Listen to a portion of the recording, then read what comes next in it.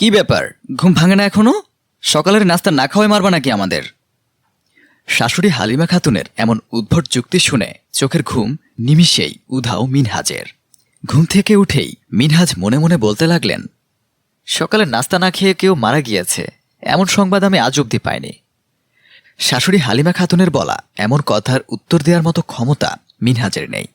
মিনহাজের পাশে শুয়ে থাকা তার স্ত্রী আমিনা বলল, যাও না, গিয়ে দরজাটা খুলো জলদি, সকাল সকাল ভালো লাগে না আমার এমন চেঁচামেচি।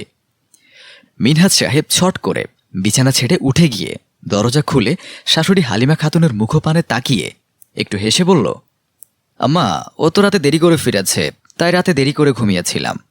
দোষ তো সব আমার। এমন একটা সন্তান জন্ম দিয়েছি যে দিনরাত খেটে বেড়ায়, সংসার চালায়, আর তোমার মতো একজন ছেলেকে। থাক, আর কিছু বললাম না, যাও গিয়ে কাজ করো। আমি না অফিসে যাওয়ার আগে নাস্তা রেডি করো। মুখ ফুটে শাশুড়ির বলা এমন কথার কোনো জবাব দিতে পারল না মিনহাজ, তাই চুপ করেই রান্নাঘরে চলে গেল সে নাস্তা রেডি করতে। মিনহাজের খুব ইচ্ছে হচ্ছিল শাশুড়িমাকে জিজ্ঞেস করার, মিনহাজের মতো একজন ছেলেকে দ্বারা তিনি কি বোঝাতে চেয়েছিলেন। মিনহাজ মনে মনে বলতে লাগল, সংসার কি আমি না একাই চালাচ্ছে?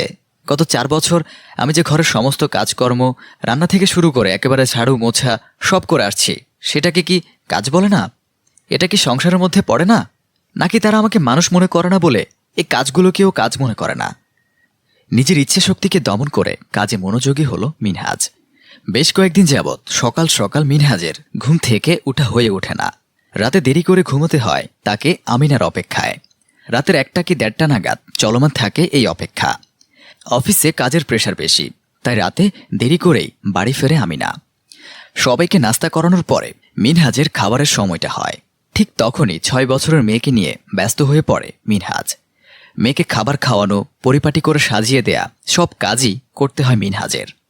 একদিন মিনহাজ বসে বসে ভাবছে, আমার জীবনটা তো এমন ছিল না, আমি তো এমন জীবন চাইনি। আজ আমার পারিবারিক কোনো ভীতি নেই বলে, শিক্ষাগত যোগ্যতা কম বলে, সহায় সম্পত্তি বাবা মা নেই বলে আমাকে ঘর জামায় থাকতে হচ্ছে। এর থেকে বোধহয় চাকরের জীবনটা অনেক শান্তিময়। না, এমন হলে চলে না। যখন শ্বশুর শাশুড়ির কাছ থেকে কোনো সম্মান পাচ্ছি না, তখন আমার আত্মসম্মান বোধটা জেগে ওঠা দরকার। সিদ্ধান্ত এটাই, আমিও চাকরি করব, যে কোনো চাকরি। রাতে আমিনা বাসায় ফিরলে তাকে জানালাম বিষয়টা। আমি চাকরি করতে চাই, যে কোনো ছোটোখাটো একটা চাকরি পেলেই হবে। মিনহাজের চাকরির কথা শুনে আমিনা ভ্রুকুচকে বলল, তুমি কেন জব করবে? এমনটা তো কথা ছিল না। আমাদের তো বিয়েটা হয়েছে এই শর্তে যে তুমি কোনো জব করতে পারবে না। আমার বাবার অ্যাকাউন্টেও পর্যাপ্ত পরিমাণ টাকা রয়েছে, তার উপর প্রতি মাসে বাড়ি ভাড়া পাচ্ছে। আমাদের তো টাকার প্রয়োজন নেই। তুমি জব করতে পারবে না। যে শর্তে বিয়েটা হয়েছে সেই শর্ত যদি ভঙ্গ করো, তাহলে বাড়ি ছেড়ে চলে যেতে পারো। আমিনার কথা শুনে মিনহাজ মাথা নিচু করে ফেলে, কারণ সে ভালো করে জানে যে তার পক্ষে এটা অসম্ভব। এই বাড়ি ছেড়ে যাবার মতো কোনো জায়গা তার নেই। সারাদিন সংসারের কাজ সামলে মিনহাজ যখন ক্লান্ত দেহটাকে একটু বিশ্রাম দিতে বিছানায় গা এলিয়ে দিল, তখনই তার শাশুড়ি হালিমা খাতুন এসে বলতে লাগলেন, কি ব্যাপার, এখনো আবার বিছানায় শুয়ে পড়লা কেন? দুপুরের খাবার কি রাতে খাওয়াবা? ঘর ঝাড়ু মোছা দাও না আজ কতদিন? কি বলেন মা, আমি তো প্রতিদিন ঘর ঝাড়ু মোছা দিচ্ছি। হয়েছে হয়েছে, কি ঝাড়ু মোছা দিচ্ছ তা তো দেখতেই পাচ্ছি। উঠে গিয়ে আগে ভাত বসাও, রাতের ভাত তো এখনো রয়ে গেছে, পানিটাও দিয়ে গেলে না। এই যে ভাতগুলো নষ্ট করো, টাকার মায়া হয় না? এত কষ্ট করে চাকরি করে টাকা উপার্জন করছে আমার মেয়েটা, এটাও কি তোমার সহ্য হয় না? নাকি ওর কষ্টের মূল্য নেই তোমার কাছে?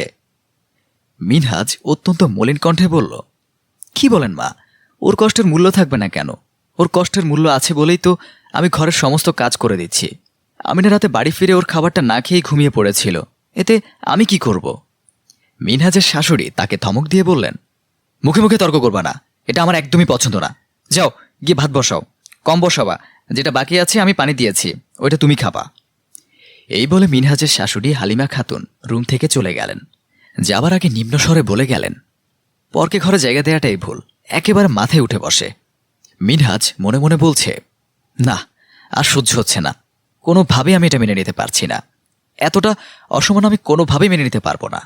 এত কষ্ট করে যদি একটু সম্মান দিতে না জানে আমায়, তাহলে এই বাড়িতে থাকা আমার পক্ষে সম্ভব না। আজ আমিনা বাসায় আসুক, ওর সঙ্গে এই বিষয়টা নিয়ে কথা বলবো। হয় আমাকে নিয়ে অন্য কোথাও থাকবে, আর না হয় আমি বাসা ছেড়ে চলে যাব। আজ আমিনা বাসায় ফিরেছে রাতের 1:40-এ।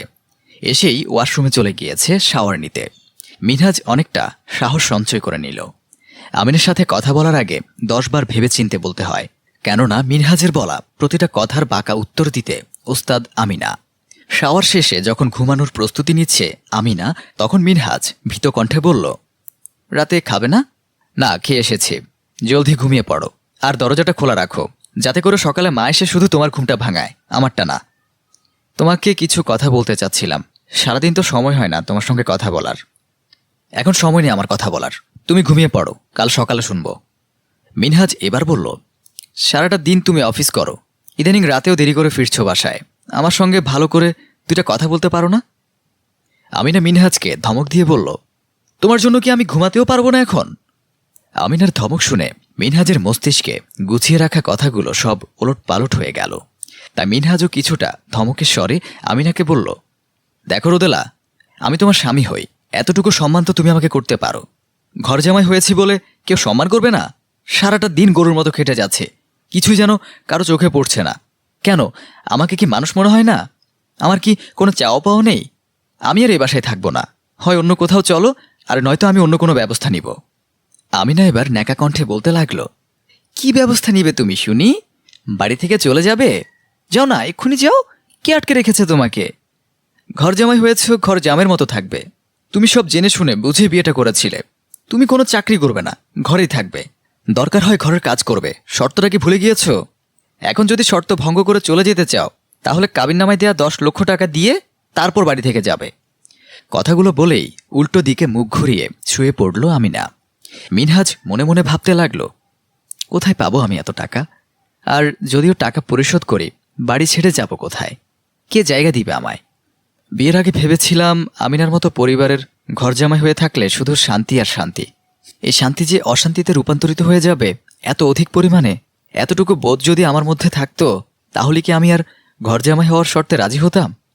কার কাছে বিচার চাইবো আমি? কাকে বোঝাবো আমার মনের ব্যথা? পরের দিন মিনহাজের ছোট মেয়েটা তার কাছে দৌড়ে এসে বলল, বাবা, আমি আইসক্রিম খাবো। মেয়ের কথার উত্তরে মিনহাজ বলল, এখন আইসক্রিম খেতে হবে না, টাকা নেই। তোমার বাবা তো আর টাকা কামায় না যে তোমাকে আইসক্রিম খাওয়াবে। মিনহাজের ছোট মেয়ে এবারে তার বাবাকে উদ্দেশ্য করে বলল, তুমি যে ঘর জামাই এটা আমি ভালো করেই জানি। আম্মু তো তোমার কাছে আমাকে খাওয়ানোর জন্য টাকা দিয়ে রেখেছে, আমার ভাগের টাকা তুমি খাবে কেন? আমার টাকা থেকেই আমাকে আইসক্রিম কিনে দাও। মেয়ের মুখে মিনহাজ এমন কথা শুনে তাজ্জব হয়ে রইল। 6 বছরের এই মেয়েটাও মাঝে মধ্যে মিনহাজকে মনে করিয়ে দেয় যে তার আত্মমর্যাদা কতটুকু।